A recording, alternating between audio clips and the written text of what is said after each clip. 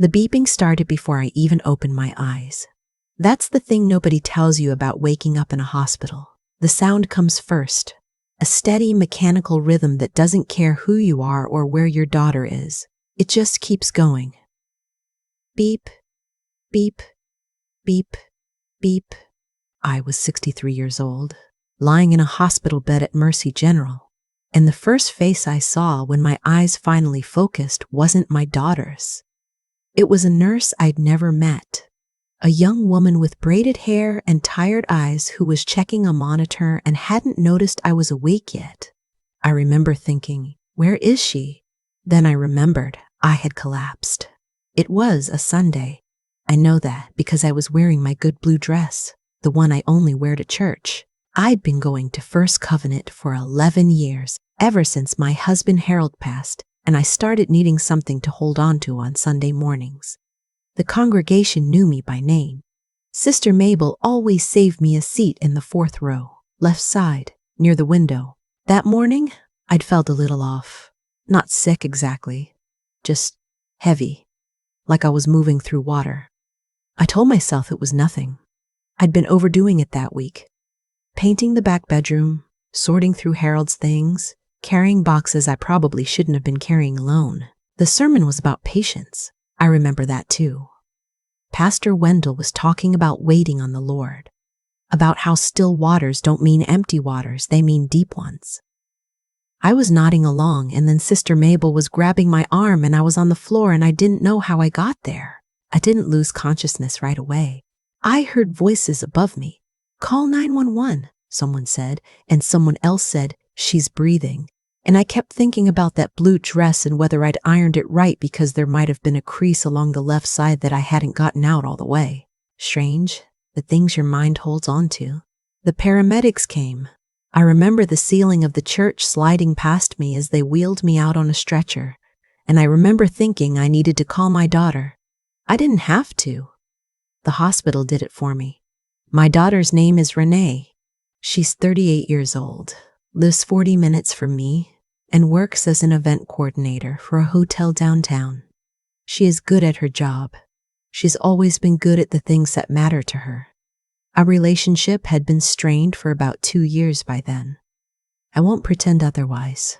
There was a falling out over money. I had declined to give her a loan to fund a business idea. Her boyfriend at the time had convinced her was brilliant, and she had taken it personally in a way I hadn't expected. We still talked. Birthdays, holidays, the occasional Sunday call that lasted about 12 minutes and felt like a performance we both knew the lines to. I told myself it was a phase, that she'd come around, that daughters always come around eventually. I believed that all the way up until the hospital called her 31 times, and she didn't answer once. 31. That's not a typo. I counted later when they showed me the call log. 31 attempts in the first 6 hours. The attending physician, a quiet man named Dr. Tarn, Okafor, had a policy of calling emergency contacts until someone answered. He told me afterward that in 20 years of practice, he had never had a family member not pick up within the first 10 calls. She didn't pick up on the 31st either. I didn't know any of this while it was happening. I was unconscious for most of it. I had suffered what Dr. Okafor would later describe to me as a significant cardiac event. A heart attack, though he used softer language the first time, the way doctors do when they're not sure how much you can handle. I was in surgery for 4 hours. I was in the ICU for 2 days. I was, by several accounts, quite close to not waking up at all. But I did wake up on the 3rd morning, and Renee still wasn't there. The person who was there was a woman named Sylvie. Sylvie is not my daughter. She is not even family, not technically. She is the woman who lives 2 doors down from me, a retired school teacher with reading glasses she's always losing, and a garden that puts mine to shame. We've been neighbors for 6 years. We shared a fence and a habit of drinking coffee on our respective back porches on Saturday mornings, sometimes calling across the yard to each other, sometimes just sitting in comfortable quiet. She had been in the church parking lot when the ambulance came. She'd followed the ambulance in her own car. She stayed for 3 days. She slept in one of those plastic reclining chairs that hospital waiting rooms have, the ones that are designed to be just uncomfortable enough that you can't fully rest in them. She brought me crossword puzzles because she knew I liked them. She called my friend Dottie, who called my cousin Laverne, so that people who knew me knew what had happened. She spoke to the doctor so I didn't have to process everything alone when my mind was still foggy and slow. She did all of this without being asked. I found out about the 31 calls on my second day awake when Dr. Irene Okafor came in to go over my recovery plan and mentioned carefully that they had been unable to reach your emergency contact. He said it the way people say things when they're trying not to say the actual thing. I asked how many times they tried. He paused. Then he told me. I didn't cry right away. I just lay there looking at the water stain on the ceiling tile above my bed, a brownish oval that looked a little like the state of Ohio. I counted backward from 10 in my head, a trick Harold had taught me when I was getting worked up about something. By the time I got to 1, my face was still. Who authorized the surgery? I asked. You regained brief consciousness in the ER, he said. You signed consent yourself. So I had even done that alone. Sylvie didn't say much when I told her what I'd learned. She just reached over and held my hand for a moment, and then she went back to her crossword puzzle, and that was exactly right. That was exactly what I needed. Not a speech, not someone telling me what it meant or what I should do about it, just a hand. On the morning they discharged me, a woman from the social work team came to talk to me about my recovery plan. She wanted to make sure I had support at home. She asked if I had family nearby. I said I had good neighbors. She wrote something down and didn't push it. Sylvie drove me home. She'd already been to my house while I was in the hospital. She had taken in my mail, watered my 2 windowsill plants, and left a container of soup in the refrigerator with a note that said, "For when you get home. Don't rush, it reheats fine." I stood in my own kitchen for a long moment before I could make myself move. 63 years old, home from a heart attack, and the soup in my refrigerator had been left by a neighbor, not a daughter. I sat down at the kitchen table. I did not cry then either. I just sat there with the quiet of the house around me, and I thought about what I wanted my life to look like now. Renee called on the 4th day after I got home. I had not reached out to her.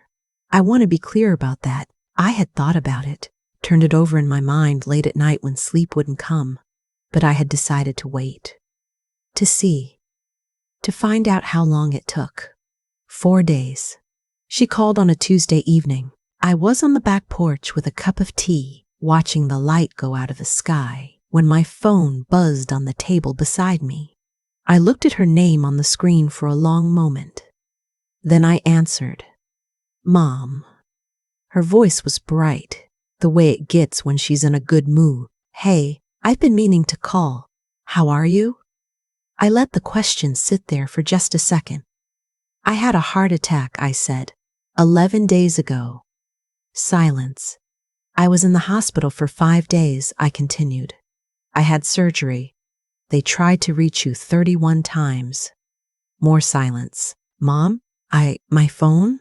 I think I was out of town. I had it on, do not disturb. Were you somewhere without Wi-Fi? I asked. Were you somewhere without the ability to check your phone at any point in 11 days? She didn't answer that. I just got back, she said finally. I was on a trip with Derek and the kids. We went to the coast. I had it planned for months. You know how it is. It was already paid for. I thought about what Dr. Okafor had told me, about how in 20 years he had never had someone not answer. I thought about the Ohio-shaped water stain on the ceiling above my hospital bed. I thought about the soup in my refrigerator, left by a neighbor. I know, I said, because I did know. I knew exactly how it was. I'll come over this weekend, she said. We can talk. I'll bring food. You don't have to do that, I said. She took that as permission, the way she always did when it wasn't intended as one. No, I want to. Saturday? I can do Saturday. I'll let you know, I said, and I ended the call. I didn't sleep well that night. I lay in my bed and looked at the ceiling, my own ceiling this time. No Ohio-shaped stain, just familiar white plaster. And I thought about my daughter. Not the version of her I'd been protecting in my mind for 2 years, the one I kept telling myself would come back around, would soften, would remember who we were to each other. The real version. The one who had 31 missed calls on her phone and had said nothing about them for 11 days. I thought about Harold. He had been gone for 8 years by then, and I still talk to him sometimes, which I know sounds strange. But grief doesn't stop being grief just because time passes. I didn't speak out loud that night, but I thought to him, what would you tell me to do? Harold had been a quiet man who said important things slowly and didn't repeat himself. I knew what he would have said. He would have said, Irene, you know what you know. My name is Irene, by the way. I don't think I've said that yet. Sylvie came by that Thursday with her reading glasses pushed up on her head as always, and a lemon cake she'd made from scratch. We sat at my kitchen table and ate it warm, and I told her about Renee's phone call. Sylvie listened without interrupting, which is a rarer quality than people think. When I finished, she took a sip of coffee and said, What are you going to do? I don't know yet, I said. Yes, you do, she said, not unkindly. I looked down at my plate. She was right, of course. I had known since I was lying in that hospital bed with the beeping and the Ohio stain and no one who loved me in the room. I had known since I'd come home to soup in my refrigerator and a note that said, Don't rush. I had known. I just hadn't been ready to act on it yet. There is something I haven't mentioned yet, and I should, because it matters to what happened next. Harold left behind some money when he died. Not a fortune, but a solid amount. The result of 40 years of careful living, a modest life insurance policy, and a house we paid off 15 years before he got sick. After his medical bills and the funeral and the practical costs of settling an estate, what remained was a little over $90,000. Sitting in a joint savings account that passed to me automatically. Renee knew about this money. I know she knew because she had asked about it, carefully and indirectly on 2 separate occasions over the past 2 years.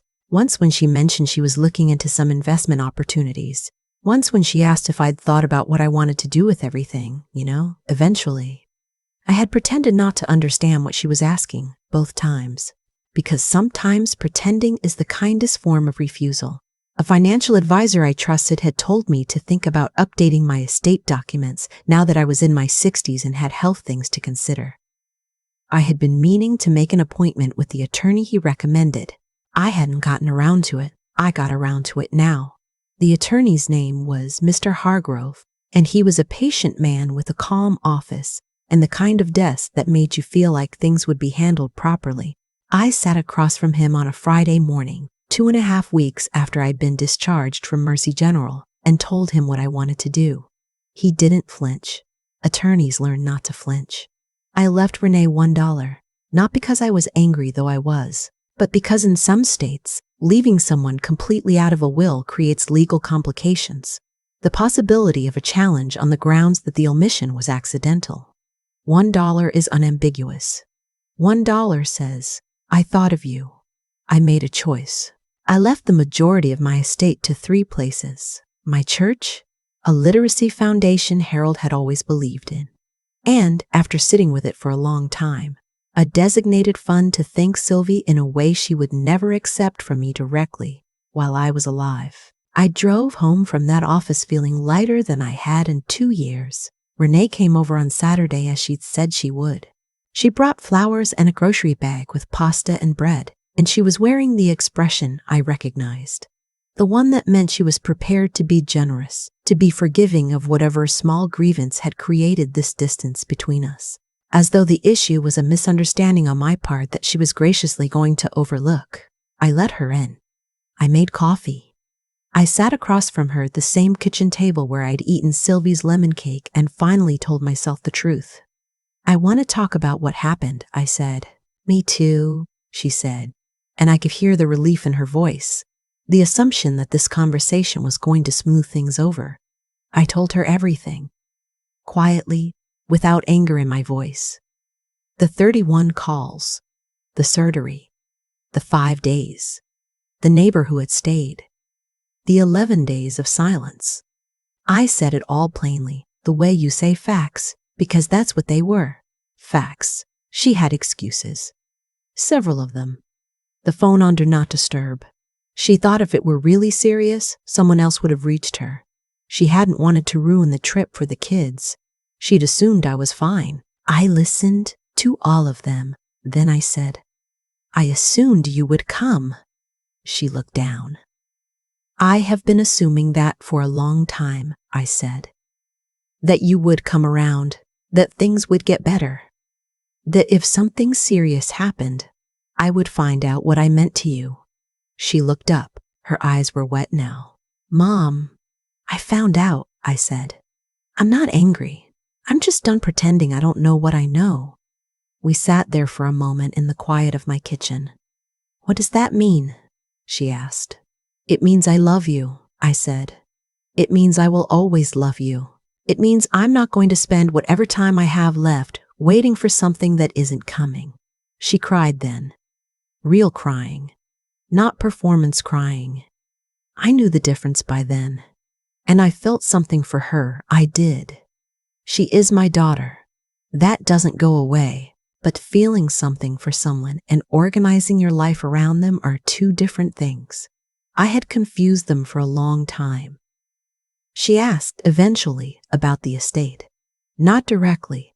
She never did anything directly when she could do it sideways. She mentioned that she'd been thinking about the future and that she hoped we could talk through some practical things at some point. I told her I had already met with an attorney. That everything was settled. She went very still. What does that mean? She asked. It means I'd taken care of it, I said. You don't need to worry. She left an hour later. I stood at the window and watched her car pull out of my driveway. And I felt something I hadn't felt in a very long time. It took me a moment to name it. Peace. That spring, I took a trip to Virginia to see my cousin Laverne. Something I'd been putting off for 3 years because there had always been something more pressing, a relationship to manage, a daughter to wait for, a version of my life I kept thinking was just about to begin. Sylvie drove me to the airport. She fussed about whether I had my medication organized correctly and made me promise to text when I landed. I told her she was worse than a mother hen, and she said she'd been called worse. On the plane, somewhere over the middle of the country, I ordered a ginger ale and looked out the window at the clouds below and thought about what Pastor Wendell had said the morning I collapsed, about still waters and deep ones. I had spent a lot of years being still in the wrong ways, holding still so I wouldn't disturb things, staying still in relationships that were draining me dry, keeping still about what I actually felt so that other people could stay comfortable. The heart attack had not been a punishment. I didn't believe in that kind of God. But it had been a threshold, something I crossed through, and on the other side everything was the same, but I was different inside it. I was 63 years old. I had good neighbors and a paid-off house and a lemon cake recipe I'd been given and $90,000 I'd earned through 63 years of living carefully, and I had, it turned out, quite a bit of life left. I drank my ginger ale. The cloud shifted below the window, white and thick and completely indifferent. I thought, I'm going to be fine, not as a consolation, not as something I was trying to convince myself of. I thought it, and it was simply true. Renee and I still talk. I want you to know that. I'm not someone who believes in cutting people off as a first response, or even a second one. She is my daughter, and I love her. And nothing that happened changes the fact that she's part of who I am. But I talk to her the way I talk to someone I know, not the way I used to, as though she was the answer to something, as though her approval was what I needed to feel like my life was real. She doesn't know about the will. She may figure it out eventually.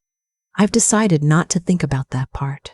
What I think about instead is Thursday mornings, when Sylvie comes over and we sit at my kitchen table with coffee and whatever she's baked that week, and we do the crossword out of the paper and argue about whether a word counts if it's archaic. I think about the Saturday I drove myself to the garden center and bought 6 rose bushes on impulse and spent the whole afternoon planting them in the side yard until my back ached and my hands were dirty and I was completely, entirely happy.